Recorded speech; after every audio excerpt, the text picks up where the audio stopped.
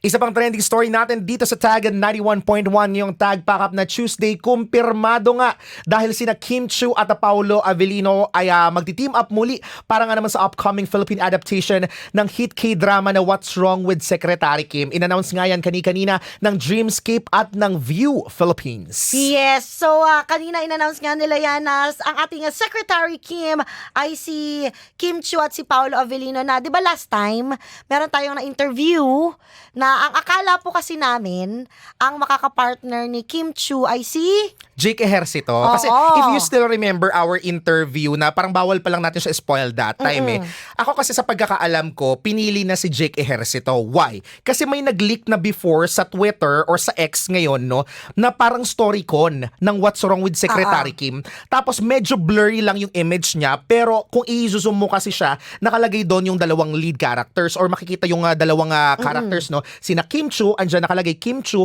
tapos Jake Ejercito bilang si vice chairman, no? And nandito pa nga nakalagay yung iba pang mga characters na nahagip or ibang celebrities na nahagip na tayo, nag-a-assume tayo na sila ay makakasama din dito sa show. Sina Angeline Quinto, tapos si Miss Janice de Belen. Yun lang yung nahagip ng camera. So ako, ang nasa utak ko noon, si Jake Ejercito na to. Ganon. Pero eventually, napunta kay Paulo. What's your take? Bago kasi medyo marami-rami yung aking sasabihin. Ninote ko siya. So, ikaw, what's your take? Meron akong kodigo dito. Go. Feeling ko binago nila because sa ganda ng ng mga tao sa linlang. Sa reception, no? Oo, na nanghihinayang sila na parang maganda yung naging chemistry ni Juliana.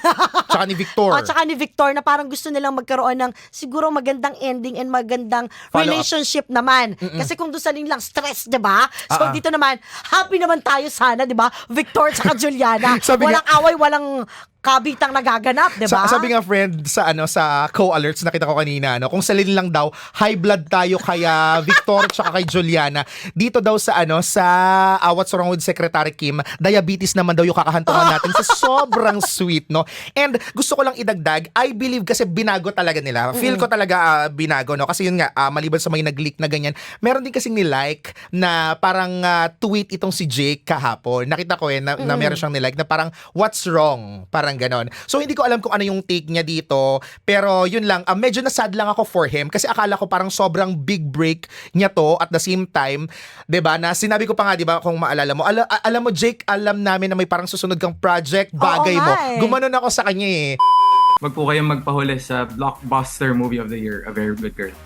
Kasama ka rin, Jake, sa Linlang, di ba? With Kim. Yes. Kim Chiu naman. Oy, pinapanood. Tumatawa si Maldita. Grabe. Yes. Ang galing nyo doon. And I believe may upcoming project na nakita namin yung, basta may nakita kami parang nag-spoil, ganyan. I think bawal lang natin siya pag-usapan pa, pero gusto namin sabihin sa'yo, na bagay sa'yo. Medyo nasad lang ako for him, pero I wish him well na sana may mas malaking kapalit. Yes. Kasi gano'n naman lagi, For di ba? sure, Kapag may window na nagko-close or pag may door na nagko-close, may window naman na magbubukas, mag-open din naman at the same time. So, yun lang, medyo nasad lang ako. Pero kasi kay Paulo, ang lakas kasi ng fanbase. May fanbase ang Kim Pao. Alam nyo ba? Oh my God! Merong fanbase ang Kim Paulo tandem na nagulat ako. Ay, ang laki ng engagement nila. Bongga. Actually, i-check nyo yan. Ang lakas ng engagement ng Kim Paulo tandem. At saka kasi kung nakita natin si Victor kasi sa linlang na naging Intense, no? Oo, intense, messy, alam mo 'yon, para 'di ba? Syempre ikaw ba naman asawa mo, 'di ba?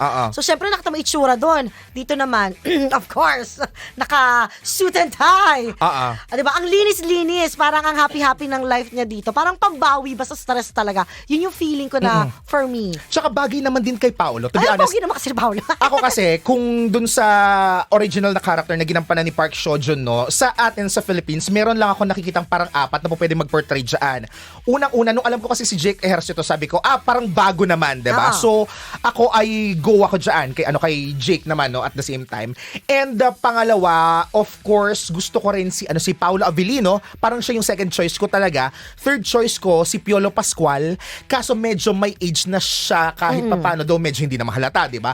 And pang-apat na choice ko si Enrique Hill. Parang ang gandang magiging comeback niya to kung sakasakali. Mag-exercise lang siya. Kasi alam naman natin fit si Park Seo-joon, no? So sila yung parang 4 choices ko dito. Pero yun, ako naniniwala ako kayang bigyan ni Paolo Avellino to ng ng justice kasi alam naman natin yung kalibre ni Paolo. Hindi niya lang sabihin natin na yes, hindi niya parang niche or hindi niya forte itong rom-com, 'di ba? Pero kaya niya yan. Yun yung gusto ko makita sa kanya. Yun yung gusto din makita ng kasi marami. Oo. After ng linlang na intense, at saka parang pag si Paolo Avellino kasi yung mga kinukuha niyang mga roles, mga intense eh. Right, diba? oo. Dito naman parang light na may pakilig na parang, alam mo, nakakatawa part. Yun yung gusto ko makita kay Paolo. Doon ko siya inaabangan naman. Oo, that's right. So, sabi kanina ni Paolo, just to add lang, no, kanina may tweet siya sa X, sabi niya, "Thank you. The only reason I was even considered for What's Wrong with Secretary Kim is because you guys kept asking for it. I hope I reach everyone's expectations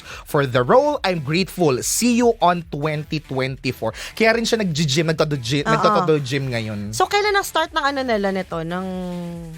Hindi ko sure, pero very soon sa pagkakaalam For natin. sure, baka naman magpapahinga muna itong mga to after ng intense na sa linlang, no? Oo, sana. Pero may parang bali-balita na magkakaroon ng parang primetime bida cut lang yung linlang. Siguro sa first quarter after senior high, sa malamang, no? Pero after niya, na feel ko lalabas na nila itong What's Wrong with Secretary Kim. Exciting, 'di ba? Sabi lang nung iba, basahin ko yung isa pang comment ha. Meron nagsabi na hindi pa makamove on kasi sa linlang. Si Jeanette Villanueva, "Napaka-successful mo na, Victor. Ngayon, boss ka na ni Juliana." Diba?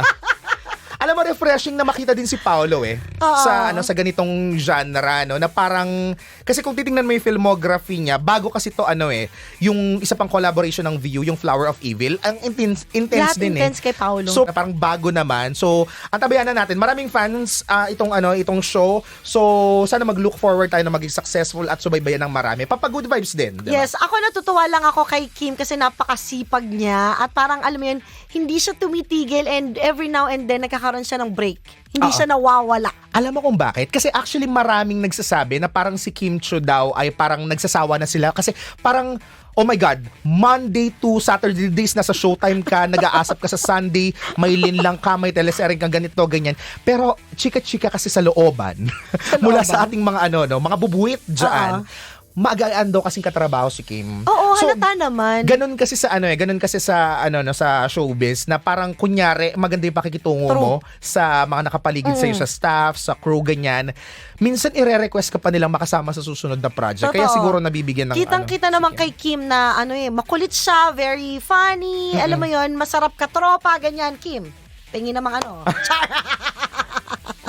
May gusto akong sabihin pero sa susunod na lang. Mga susunod na buwan.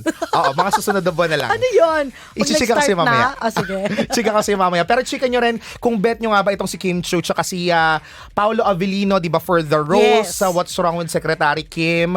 I-comment nyo sa 4003 or gamitin Air and Play applications. Tag 91.1 Pinoy talaga!